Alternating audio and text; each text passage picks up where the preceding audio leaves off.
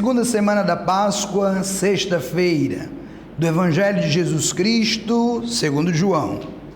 Naquele tempo, Jesus foi para o outro lado do mar da Galileia, também chamado Tiberíades. Uma grande multidão o seguia, porque viu os sinais que ele operava a favor dos doentes. Jesus subiu ao monte e sentou-se aí com os seus discípulos. Estava próximo a Páscoa, a festa dos judeus. Levantando os olhos e vendo uma grande multidão que estava vindo ao seu encontro, Jesus disse a Felipe: onde vamos comprar pão para essa gente comer? Disse isso para pô-lo à prova, pois ele mesmo sabia o que ia fazer. Felipe respondeu: nem 200 moedas de prata bastaria para dar um pedaço para cada um. Um dos discípulos, André, o irmão de Simão Pedro, disse: está aqui um menino com 5 pães de cevada e 2 peixes. Mas o que é isso para tanta gente? Jesus disse: fazei sentar as pessoas. Havia muita relva naquele lugar, e lá se sentaram, aproximaram-se aproximadamente 5.000 homens. Jesus tomou o pão, deu graça, distribuiu aos que estavam sentados, tanto quanto queriam, e fez o mesmo com os peixes. Quando ficaram satisfeitos, Jesus disse aos discípulos: recolhei os pedaços que sobraram, para que nada se perca. Recolheram os pedaços e encheram 12 cestos, com as sobras dos 5 pães, deixadas pelos que haviam comido. Vendo o sinal que Jesus tinha realizado, aqueles homens exclamavam: esse é verdadeiramente um profeta, aquele que deveria vir ao mundo.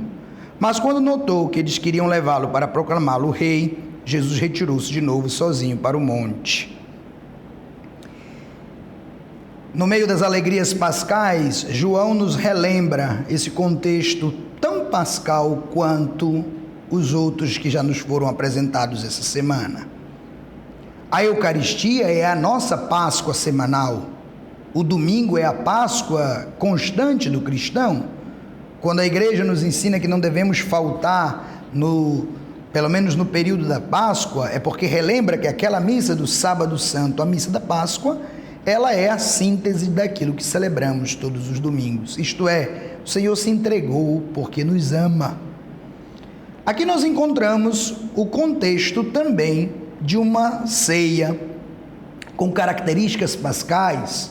A grande multidão que não tem o que comer, como no Antigo Testamento, o povo de Israel. A relva, o sentar-se porque é o mestre que está fazendo isso. Todos os sinais da Páscoa judaica. Mas Jesus sabe que é Ele que dá o verdadeiro pão, é Ele que dá o verdadeiro alimento. O Senhor é o verdadeiro alimento. As pessoas têm tão pouco para contribuir. Vejam que interessante: alguns peixes e alguns pães. A nossa contribuição é pouca diante daquilo que Deus se desdobra e nos dá. Do pouco que podemos dar, Deus faz a grande graça da partilha. Deus faz a grande graça de fazer com que aquilo que às vezes é mesquinho torne-se muito. Se nós pudéssemos falar de maneira grosseira, dizia: Deus precisa de uma brechinha para entrar no nosso coração. Às vezes não precisa que escancare muito, não. Ele precisa de um pequeno espaço para que ele venha, faça a sua morada, faça a sua presença e mostre o seu milagre.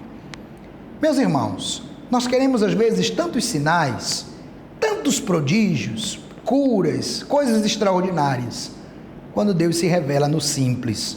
Na simplicidade do pão e do vinho, celebrado todos os domingos, está o maior milagre que a igreja pode contemplar, chamado Eucaristia.